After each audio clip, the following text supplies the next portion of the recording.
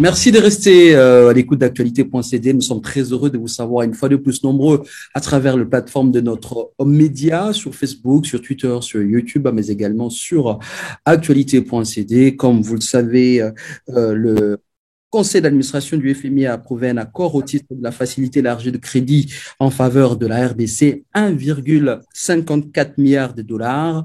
Cet argent va servir à quoi? Comment on peut mesurer, on va dire, l'impact de cet appui dans les finances de la RDC? Pour vous, nous avons reçu Gabriel Leost, le représentant du FMI à Kinshasa. Gabriel Leost, bonjour. Bonjour, merci de me recevoir. Première question, en quoi va servir les 1,54 milliard de dollars? Merci pour la question. Alors, deux choses. Premièrement, il ne s'agit pas d'1,54 milliard en une seule fois. Ce sont des décaissements en plusieurs tranches tout au long du programme des autorités que soutient le FMI. Donc, le premier décaissement est immédiat. Il suit l'approbation du conseil d'administration que vous avez mentionné, donc pour 217 millions de dollars. Et ensuite, il y aura des décaissements au fur et à mesure des revues, c'est-à-dire des avancées du programme et de nouveaux passages au conseil d'administration tout au long des mois et des années qui viennent. Cet argent est destiné au soutien aux réserves de change, donc il est destiné à la Banque centrale. Et l'idée de cet appui financier est double. La première idée, c'est via le soutien au niveau des réserves de change de contribuer à la stabilisation externe et interne, la stabilisation monétaire et financière du pays, la stabilisation macroéconomique. L'autre sujet peut-être encore plus important, c'est un effet signal que le FMI donne à l'ensemble de la communauté internationale financière, les autres bailleurs, les autres partenaires du pays, mais aussi les investisseurs privés, afin qu'ils se joignent à cet effort et qu'ils investissent en RDC. Le programme est très pédagogique, hein, si déjà on peut savoir concrètement comment cet argent va impacter les finances congolaises. Alors, le programme a plusieurs objectifs. Il a trois grands objectifs. Alors, encore une fois, hein, ce n'est pas le programme du FMI, c'est vraiment le programme des autorités que soutient le FMI, à la fois financièrement, mais aussi avec des conseils et de l'assistance technique. Les trois principaux axes du programme, il y a un premier axe essentiel qui est ce qu'on appelle de dégager de l'espace budgétaire. Donc, c'est la mobilisation des recettes. Vous savez que c'est un des grands objectifs du gouvernement. Les dépenses les plus utiles pour le PIB. Axe, c'est l'amélioration de la politique monétaire du pays. Donc, c'est tout ce qui touche au secteur financier, au financement de l'économie, au crédit bancaire. C'est améliorer le fonctionnement monétaire et financier au bénéfice de l'économie. Et enfin, le troisième axe, c'est la bonne gouvernance, c'est la lutte contre la corruption. Et vous savez que c'est aussi un des grands axes de la politique du gouvernement.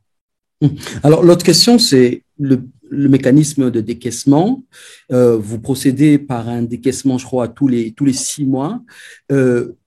Qu'est-ce qui fait que, est-ce que c'est une garantie de la part des autorités congolaises d'avoir, après l'approbation du conseil d'administration du FMI, d'avoir tous les 6 mois ces décaissements, ou bien il y a des conditionnalités à remplir avant justement chaque décaissement? Alors, tout à fait, il y a des conditionnalités, mais ce qu'il faut comprendre, c'est que ces conditionnalités ont été fixées de concert par les autorités en consultation avec le FMI. Ce n'est pas le FMI qui impose des conditions au gouvernement, c'est dans nos discussions par rapport aux priorités du gouvernement que j'ai citées tout à l'heure, les trois grands axes. Nous avons discuté, l'équipe de Washington menée par le chef de mission pour la RDC et les autorités ici à Kinshasa, nous avons discuté de quelles pourraient être les réformes les plus importantes à mettre en œuvre à court terme, quelles autres réformes pourraient être mises en œuvre un peu plus tard, et y associer un certain nombre de conditionnalités, que ce soit des conditionnalités chiffrées, et ensuite il y a des conditionnalités qui sont plus en termes structurels, de commencer telle ou telle réforme, d'avancer telle réforme, de passer tel type de loi.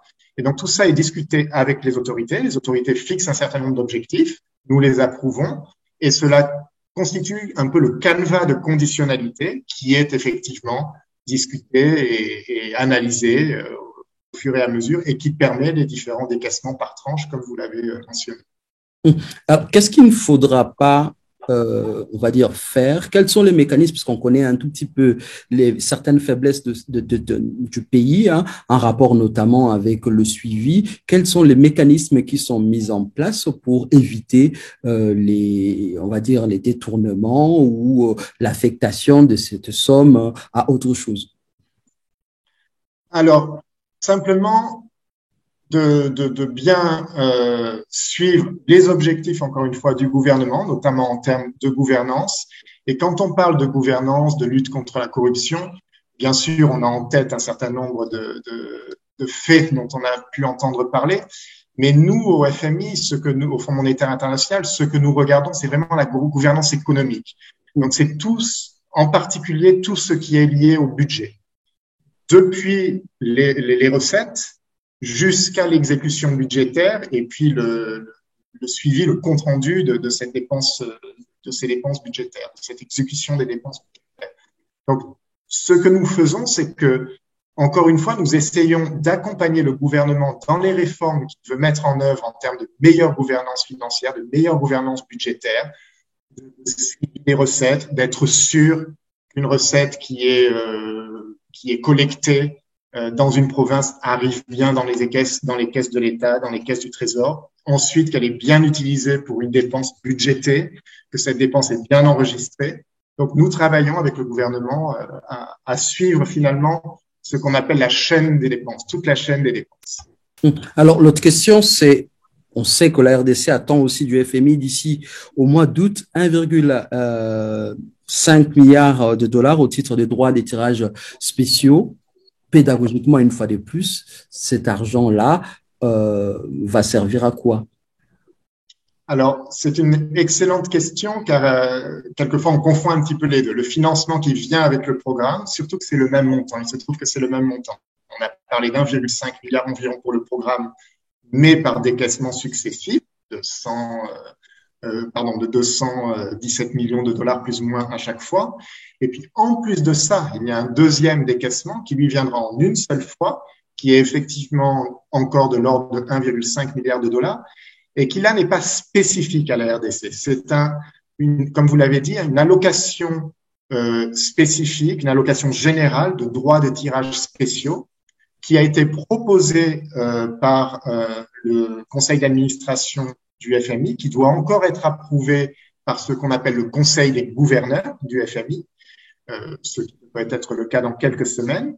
Et une fois approuvé, l'ensemble des pays membres du FMI recevront leur allocation. Donc, l'allocation pour la RDC est de l'ordre de 1,5 milliard. Elle est normalement inconditionnelle, c'est-à-dire que le gouvernement, les autorités de RDC peuvent décider ce qu'elles souhaitent faire, mais aussi en allouer une part significative pour le budget et pour des dépenses prioritaires du gouvernement. C'est-à-dire pour notamment si le gouvernement veut appuyer en termes faire des appuis budgétaires, si jamais le besoin se présentait, on peut prendre dans cette deuxième, on va dire, somme, les 1,5 milliard dont on parle pour notamment ajouter pour ne pas avoir des déficits budgétaires. Tout à fait. Le gouvernement peut utiliser une partie de cette allocation spécifique, soit pour l'année 2021, peut-être dans le cadre d'un collectif budgétaire pour l'année 2021, soit aussi partie pour le budget 2022. Et donc, nous avons prévu d'entendre le gouvernement, les autorités à ce sujet et d'en discuter dans les semaines et les mois qui viennent dans le cadre du suivi du programme soutenu par la facilité élargie de crédit. Et également, dans cet argent, on peut également l'utiliser pour des dépenses contraignantes. Est-ce que c'est possible?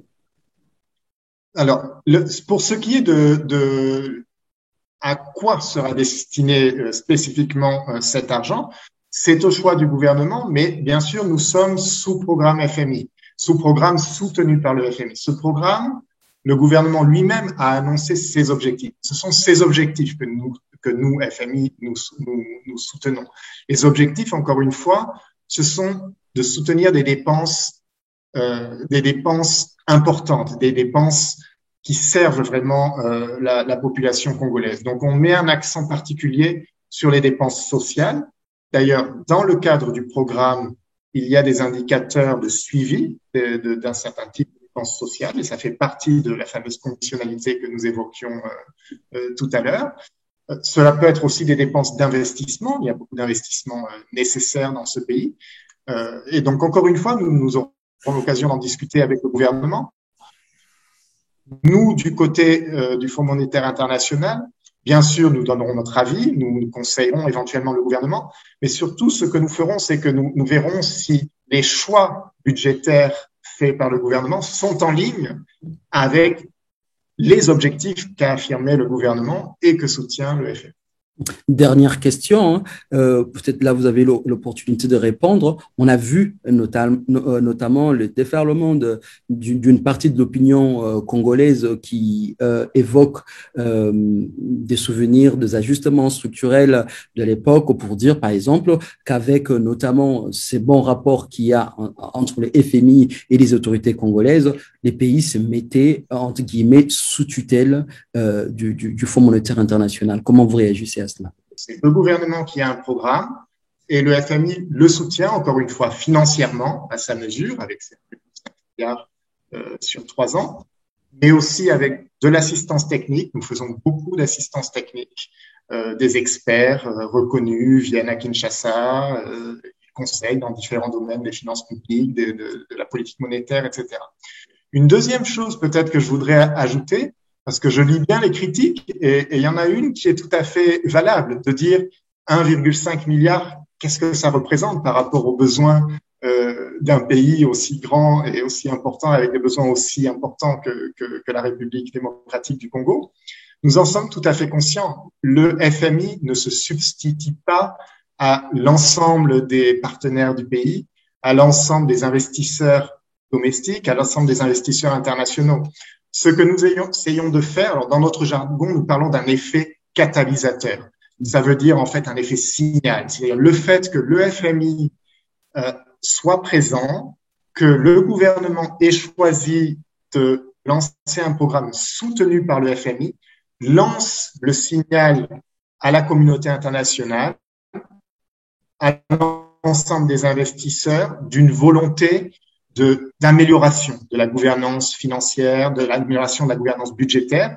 Et donc, cela doit normalement permettre à tous les autres partenaires de renforcer leur présence.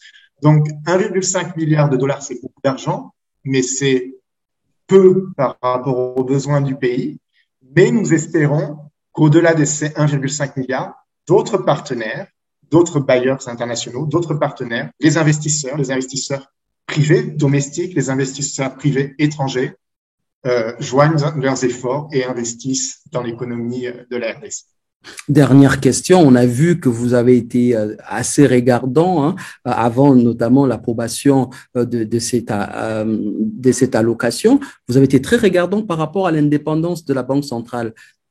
Pourquoi c'est si important d'avoir dans un pays comme la RDC qui tente de se relever une banque centrale qui soit indépendante des autorités politiques?